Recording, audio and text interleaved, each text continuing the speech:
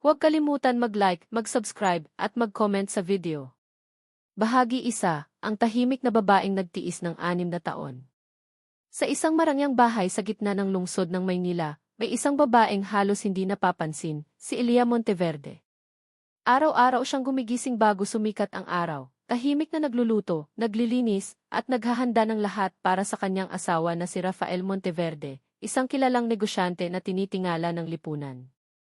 Sa mata ng iba, si Elia ay isang mapalad na babae, asawa ng mayaman, nakatira sa malaking bahay, walang problema sa pera. Pero sa likod ng magarang pader, 6 na taon na palang pagdurusa ang kanyang tinitiis. Hindi siya sinasaktan ng kamao. Hindi rin siya sinisigawan sa harap ng marami. Ngunit bawat araw, pinapatay siya ng malamig na pagwawalang bahala.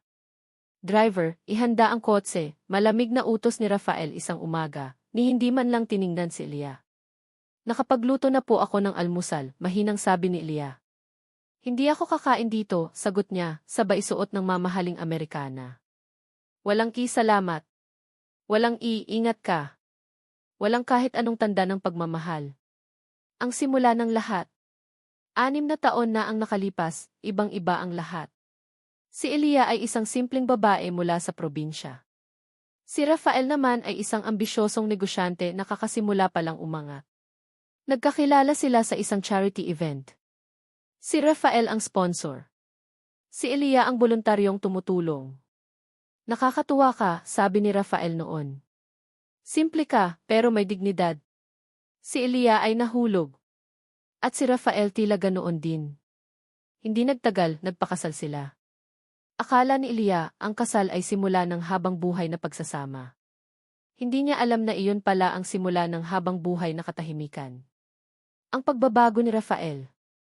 Habang lumalaki ang negosyo ni Rafael, lumiit naman ang mundo ni Elia. Hindi mo kailangang magtrabaho, sabi ni Rafael. Alagaan mo na lang ang bahay. Sa una, natuwa si Elia. Akala niya tiwala iyon. Ngunit kalaunan, napansin niya. Wala na siyang boses sa desisyon. Wala na siyang karapatan magtanong. Wala na siyang halaga kundi bilang asawa sa bahay. Kapag may bisita, umiti ka lang, bulong ni Rafael. Huwag kang magsalita ng kung ano-ano. Kapag nagkamali siya, napakasimple na nga, hindi mo pa magawa, malamig na puna.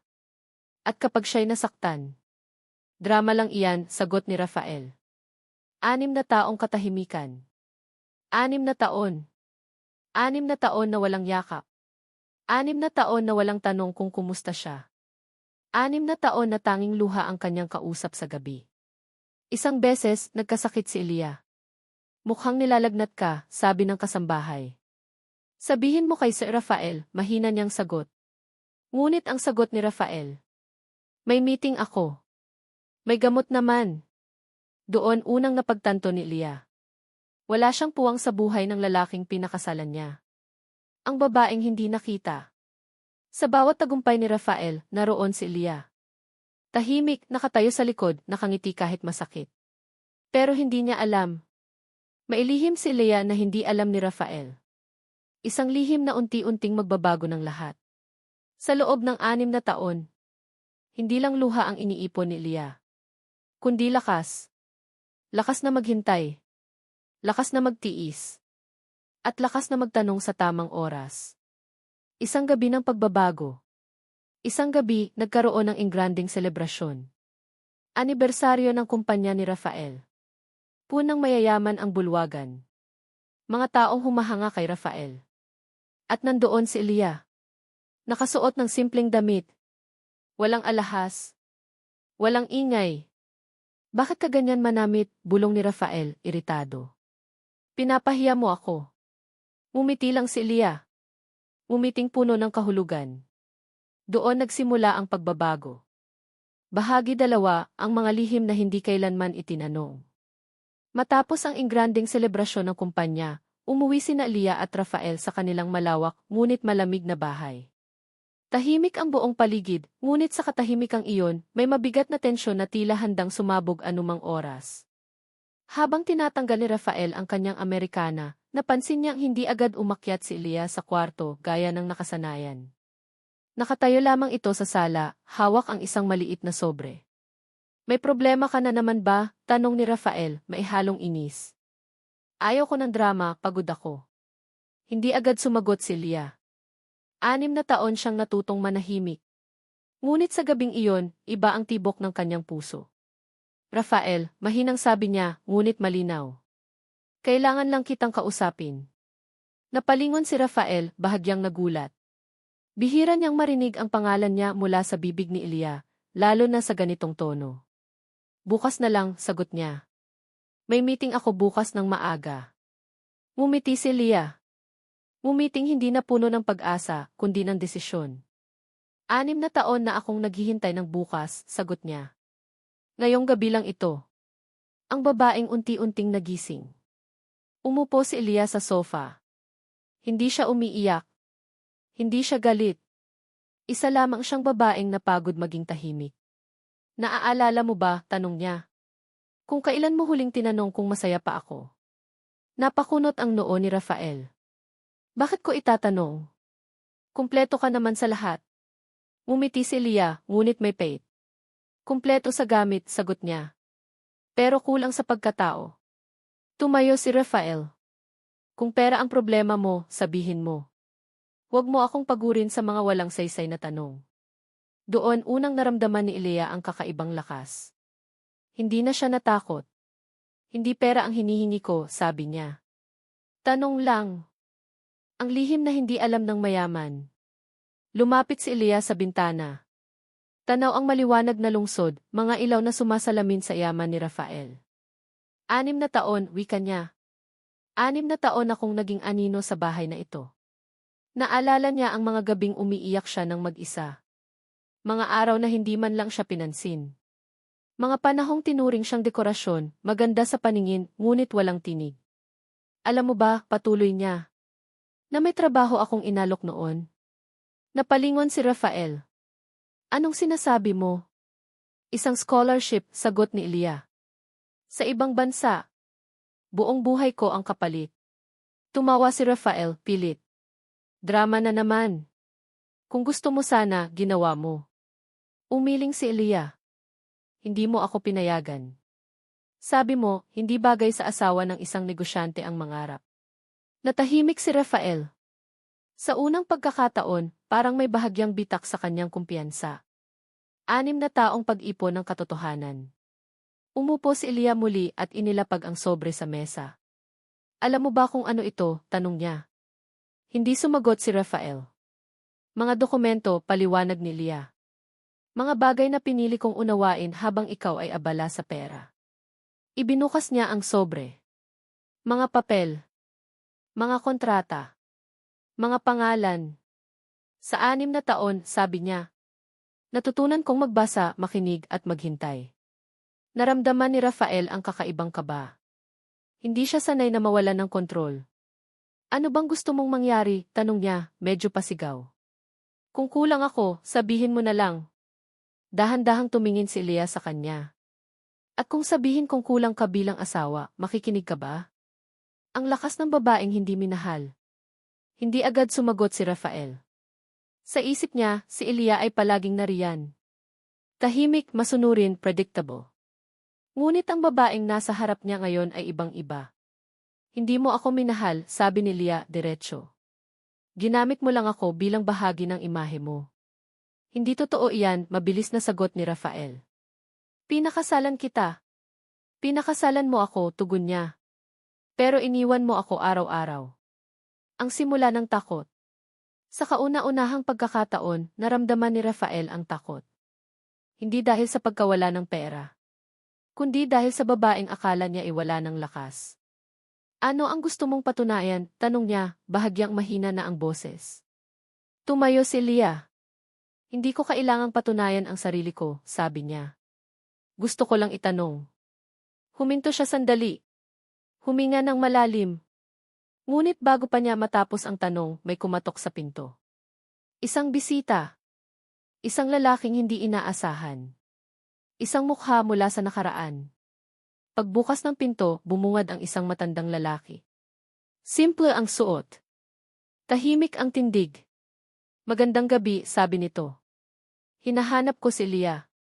Nanlaki ang mata ni Rafael. Bakit ka naghahanap sa asawa ko? Umiti ang matanda. Ako ang dating propesor niya. Nanigas si Rafael. Hindi niya alam na ang babaeng minamaliit niya ay may nakaraan na hindi niya kailanman inalam. Ang katotohanang unti-unting lumilitaw. Si Elia, sabi ng matanda, ay isa sa pinakamatalinong estudyante na nahawakan ko. Tumahimik ang sala. May potensyal siyang maging leader, dagdag niya. Pero bigla siyang nawala. Tumingin ang matanda kay Elia. Hindi kita hinanap para guluhin ang buhay mo, sabi niya. Kundi para sabihin, hindi pa huli ang lahat. Hindi makapagsalita si Rafael.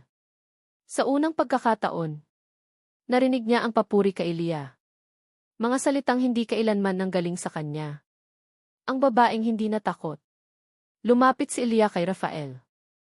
Ngayon, sabi niya, handa na akong tapusin ang 6 na taon. Anong ibig mong sabihin? Tanong ni Rafael, halos pabulong. Tumingin siya sa kanyang asawa. Sa lalaking minsang minahal niya ng buong buo. At ito na ang tanong, mahinahon niyang wika. Na 6 na taon mong hindi kailanman tinanong sa akin. Bahagi 3, kapag ang tahimik na babae ay nagsimulang magsalita. Tahimik ang buong sala matapos mabitawan ni Elia ang tanong na matagal niyang itinago sa puso. Kung wala ang pera mo, may halaga pa ba ako sa'yo? Parang huminto ang oras. Ang mga ilaw sa kisame ay patuloy na nagniningning, ngunit sa loob ni Rafael, unti-unting nagdidilim ang lahat. Hindi niya inaasahan ang tanong na iyon. Hindi niya inaasahan na magmumula iyon sa babaeng 6 na taon niyang hindi pinakinggan. Anong klaseng tanong iyan? Pilit na tawa ni Rafael. Natural na may halaga ka. Asawa kita. Ngunit hindi umatras si Elia. Hindi ko tinanong kung asawa mo ako, sagot niya, kalmado ngunit matatag. Tinanong ko kung tao pa rin ba ako sa paningin mo. Napasinghap ang matandang propesor. Alam niyang sa sandaling iyon may pader na guguho. Ang lihim na pag-aaral ni Elia. Umupo si Elia at dahan-dahang nagsalita, tila nagkukwento hindi lamang kay Rafael, kundi sa sarili rin niya. Habang ikaw ay abala sa pagpapalago ng kumpanya, wika niya. Ako naman ay abala sa muling pagbuo ng sarili ko. Napakunot ang noo ni Rafael. Ano bang ibig mong sabihin? Ngumiti si Elia, isang ngiting puno ng tapang. Sa 6 na taon, paliwanag niya. Nag-aral ako. Tahimik. Lihim. Online. Gabi-gabi. Hindi makapaniwala si Rafael. Kailan mo nagawa iyon? Kapag tulog ka na, sagot niya. Kapag hindi mo ako pinapansin. Ipinakita ni Leia ang isa pang sobre. Sa loob nito ay mga sertipiko, rekomendasyon, at liham ng pagtanggap. Hindi ko inaksaya ang katahimikan, sabi niya. Ginawa ko itong lakas. Ang unang bitak sa ego ni Rafael. Sa unang pagkakataon, hindi alam ni Rafael ang sasabihin. Ang babaeng akala niya ay umaasa lamang sa kanya ay maisariling mundo pala. Bakit hindi mo sinabi? Tanong niya, halatang nababahala. Tumawa si Elia, isang mahinang tawa na maihalong pait. Sinabi ko, sagot niya. Pero hindi ka nakikinig. Naalala ni Rafael ang mga gabing abala siya sa cellphone, sa email, sa pera. Naalala niya ang mga pagkakataong nagsalita si Elia, ngunit pinutol niya. Ngayon, malinaw sa kanya. Hindi siya bingi, pinili lang niyang huwag makinig. Ang papel ng matandang propesor. Lumapit ang propesor at humarap kay Rafael. Alam mo ba, wika niya, na maraming kumpanya ang interesado kay Elia? Nanlaki ang mata ni Rafael. Hindi pwede iyon. Asawa ko siya. Sumagot ang propesor ng may dignidad. Asawa mo siya. Pero hindi mo siya pag-aari. Tumahimik ang silid. Parang may salitang unang beses narinig ni Rafael. Pag-aari. Sa sandaling iyon, napagtanto niyang ganoon niya tinrato si Elia. Isang bagay na kanya, hindi isang taong may pangarap. Ang alaala ng 6 na taon. Naglakad si Elia patungo sa hagdan, huminto at muling nagsalita. 6 na taon, wika niya. Pinili kong huwag lumaban. Naalala niya ang unang taon ng kasal. Ang pag-asang magbabago si Rafael. 2 taon. Ang paniniwalang baka siya ang may kulang. 3 taon. Ang katahimikan. Ika-4. Ang pagod. Ika-5. Ang pagkatuto. Ika-6. Ang pagising. Hindi ako galit, dagdag niya. Pero hindi na rin ako bulag. Ang unang pagtatangkang humawak muli. Lumapit si Rafael kay Elia. Hinawakan niya ang kamay nito, isang bagay na matagal na niyang hindi ginagawa. Lia, sabi niya, bahagyang nanginginig ang boses. Maaari pa nating ayusin ito. Dahan-dahang inalis ni Elia ang kanyang kamay. 6 na taon kitang hinintay na sabihin iyan, sagot niya. Pero ngayon, kailangan ko munang ayusin ang sarili ko. Hindi ka pwedeng umalis, mabilis na sagot ni Rafael. Ano ang sasabihin ng mga tao? Ngumiti si Lia. Salamat, sabi niya. Iyan mismo ang sagot sa tanong ko. Ang pagbagsak ng maskara. Sa isang iglap, nabasag ang imahe ni Rafael bilang perpektong lalaki. Hindi mo ako pwedeng iwan, git niya. Lahat ng ito dahil sa akin. Tumingin si Lia sa kanya, diretso sa mata. At lahat ng tiniis ko, sagot niya, ay dahil sa sarili ko. Tahimik ang lahat. Ang propesor ay bahagyang tumango, puno ng respeto. Ang unang hakbang palayo. Kinuha ni Lia ang kanyang bag. Hindi puno ng alahas. Hindi puno ng pera. Kundi puno ng papel, pangarap at lakas ng loob. Aalis ako, sabi niya. Hindi para maghiganti. Kundi para mabuhay. Babalik ka ba? Tanong ni Rafael, halos pakiusap na. Huminto si Lia sa pintuan. Hindi ko alam, sagot niya. Pero sa unang pagkakataon, okay lang sa akin ang hindi sigurado. Ang katahimikan ng isang mayaman. Nang maisara ang pinto, naiwan si Rafael sa gitna ng napakalaking bahay. Unang beses na naramdaman niyang mahirap siya. Mahirap sa pagmamahal. Mahirap sa pagkatao. Wala ang katahimikan ni Lia na dati kinamumuhian niya. At doon niya napagtanto. Iyon pala ang bagay na nagpapanatili sa kanya. Ang simula ng pagbagsak. Kinabukasan, sa opisina, hindi makapag-focus si Rafael. Ang tanong ni Lia ay paulit-ulit sa kanyang isipan. May halaga pa ba ako sa'yo? Sa unang pagkakataon, hindi pera ang sumira sa kanya. Kundi konsensya. Isang tawag ang dumating. Isang investigasyon. Isang kontratang biglang umatras. Hindi niya alam na ang lakas ni Lia ay unti-unti nang gumagalaw. Opening YouTube line. Huwag kalimutan mag-like, mag-subscribe, at mag-comment sa video. Bahagi 4, kapag nagsimulang bumagsak ang isang mukhang perpekto. Sa unang pagkakataon matapos ang 6 na taon, nagising si Rafael sa isang bahay na walang tunog ng tasa, walang amoy ng kape, at walang mahinang yabag ni Lia. Tahimik ang lahat. Masyadong tahimik.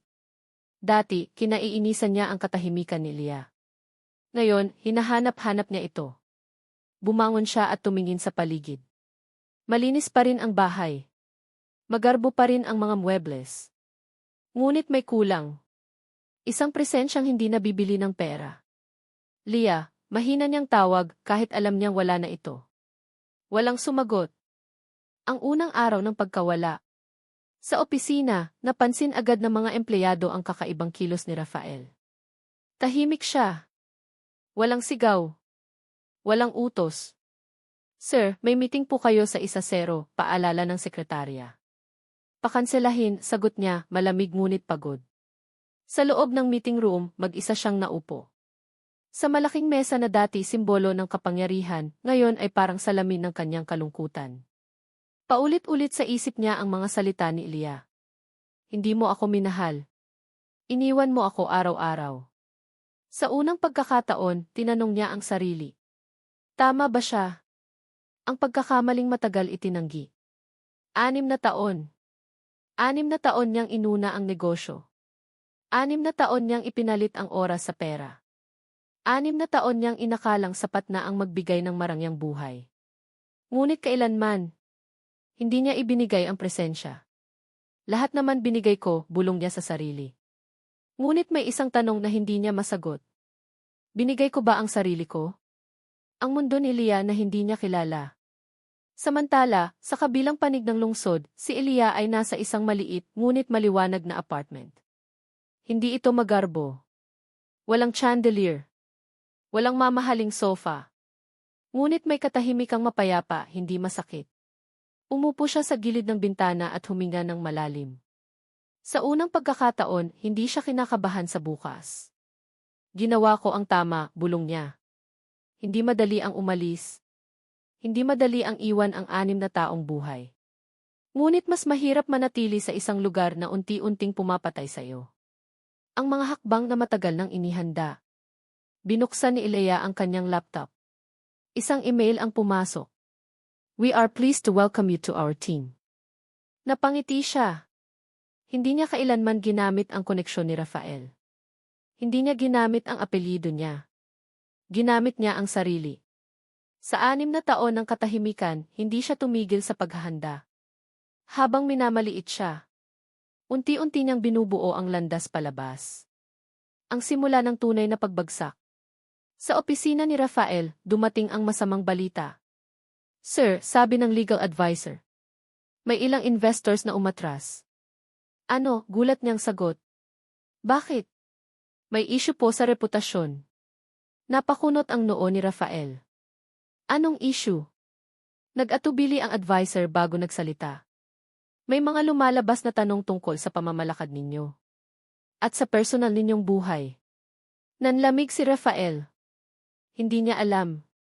Ang katahimikan ni Ilea ay napalitan na ng katotohanan. Ang babaeng hindi naghiganti. Hindi kailanman naglabas ng galit si Ilea. Hindi siya nag-post. Hindi siya nagsalita sa media. Ngunit ang katotohanan ay may sariling paraan ng paglabas. May mga dokumentong napansin. May mga desisyong muling sinuri. At may mga taong nagsimulang magtanong. Talaga bang patas ang negosyong ito?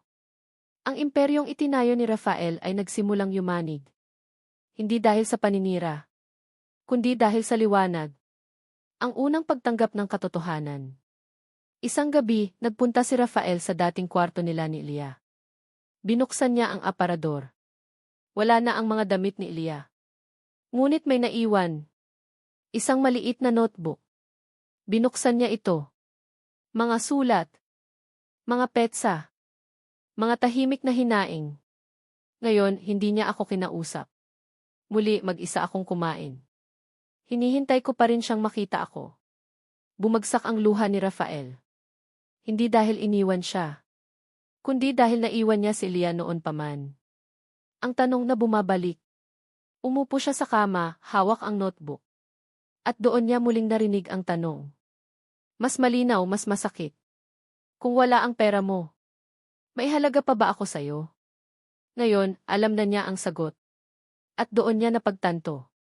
Huli na ang lahat. Ang mundo na walang maskara. Sa labas, hindi na hinahangaan si Rafael tulad ng dati. Hindi na sapat ang titulo. Hindi na sapat ang yaman. Dahil kapag nawala ang maskara, ang natitira ay kung sino ka talaga. At si Rafael, sa unang pagkakataon, ay walang maipagmamalaki kundi pagsisisi. Ang lakas ng paglayo. Samantala, si Ilea ay papasok sa bagong yugto ng buhay. Hindi siya mayaman. Hindi siya sikat. Ngunit buo siya. Hindi ko kailangan ng hustisya mula sa kanya, sabi niya sa sarili. Ang mahalaga, pinili ko ang sarili ko. Huwag kalimutan mag-like, mag-subscribe, at mag-comment sa video. Bahagi 5, kapag ang tanong ay naging hatol. Tahimik ang conference hall. Isa-isang dumarating ang mga kilalang negosyante, abogado, at miyembro ng board. Ito na ang araw na pinakahinihintay. At pinakakinatatakutan ni Rafael Monteverde. Sa loob ng 6 na taon, sanay siya ang may kontrol. Ngayon, nakaupo siya sa dulo ng mesa, hawak ang papel, ngunit nanginginig ang kamay. Hindi dahil sa takot sa pagkatalo sa negosyo. Kundi dahil alam niyang ito na ang wakas ng kasinungalingan. Ang huling pagkakataon. Sir Rafael, sabi ng chairman. Bago tayo magsimula, nais naming ipaalam na may espesyal na bisita ngayon. Napalingon si Rafael. At doon niya siya nakita. Si Ilea. Simple ang suot. Walang alahas. Walang yabang. Ngunit tuwid ang tindig. Matatag ang mga mata. Sa unang pagkakataon, Hindi niya ito nakita bilang asawa, kundi bilang isang taong buo. Ang babaeng bumalik hindi para manumbat. Nagbulungan ang mga tao. Siya ba ang asawa? Akala ko hiwalay na sila. Tahimik na lumapit si Eliya sa harap. Huwag kayong mag-alala, mahinahon niyang sabi. Hindi ako narito para mag-eskandalo. Tumingin siya kay Rafael. Walang galit. Walang luha. Narito ako, dagdag niya. Para tapusin ang 6 na taong katahimikan. Ang katotohanang hindi na kayang itago. Isa-isang inilatag ang mga dokumento. Hindi paninira. Hindi imbento. Mga desisyong pinirmahan ng hindi etikal. Mga kontratang may tinapakang tao. Mga empleyadong tinanggal ng walang paliwanag. At alam ninyo ba, sabi ng isang board member, na may isang taong nakapansin ng lahat ng ito. Tumingin ang lahat kay Eliya. Habang kayo po ay abala, sabi niya. Ako ay nakikinig. Tahimik ang buong silid. Ang pagbagsak ng isang mayaman. Hindi na nakapagsalita si Rafael. Ang lalaking dating mataas ang boses, ngayon ay walang masabi. Hindi dahil may sumigaw sa kanya, kundi dahil may nagsabi ng totoo. Sa loob ng ilang minuto, malinaw ang desisyon. Sir Rafael, wika ng chairman. Kailangan ninyong bumaba sa pwesto. Parang may gumuho sa loob niya. Hindi ang kumpanya. Hindi ang pera. Kundi ang katauhan niyang matagal nang itinayo sa maling pundasyon. Ang huling pag-uusap. Sa labas ng gusali, nagkasalubong sina Lia at Rafael. Tahimik ang paligid. Walang kamera. Walang tao. Lia, sabi ni Rafael, basag ang boses. Patawad. Tumingin si Lea sa kanya. Hindi bilang sugatang babae, kundi bilang taong nakapagpatawad na sa sarili. Hindi ko kailangan ang sorry mo, sagot niya. Matagal na akong tumigil sa paghihintay. May pagkakataon pa ba? Tanong niya. Huminga ng malalim si Lia. May pagkakataon ka, sagot niya. Na maging mas mabuting tao. Pero hindi nakasama ako. Ang tanong na tuluyang nagwakas. Huminto si Lia, saka muling nagsalita. 6 na taon, wika niya. Isa lang ang tanong ko. Tumingin siya diretso kay Rafael. Kung wala ang pera mo, may halaga pa ba ako sa'yo? Ngayon, malinaw ang sagot. At sa kauna-unahang pagkakataon. Yumuko si Rafael. Hindi bilang mayaman, kundi bilang taong natalo ng sarili niyang pagkukulang. Ang bagong umaga ni Eliya. Lumipas ang mga buwan. Si Eliya ay nagtatrabaho na sa bagong kumpanya. Hindi bilang asawa ng mayaman, kundi bilang propesyonal na may dignidad. Simple ang buhay. Tahimik. Ngunit buo. Sa bawat umaga, natutulog siya ng walang takot. Nagigising ng walang bigat. Ang mundo ni Rafael pagkatapos ng lahat. Samantala, si Rafael ay natutong mamuhay ng walang palakpak. Walang papuri. Walang pribilehiyo. At sa bawat tahimik na gabi, ang tanong ni Lia ang paulit-ulit niyang naririnig. Isang tanong na hindi niya sinagot noon. At hinding-hindi na niya mababago ngayon. Ang tunay na hustisya. Hindi lahat ng kwento ay nagtatapos sa paghihiganti. May mga kwentong nagtatapos sa pagpili ng sarili. At si Eliya, sa wakas, ay malaya na.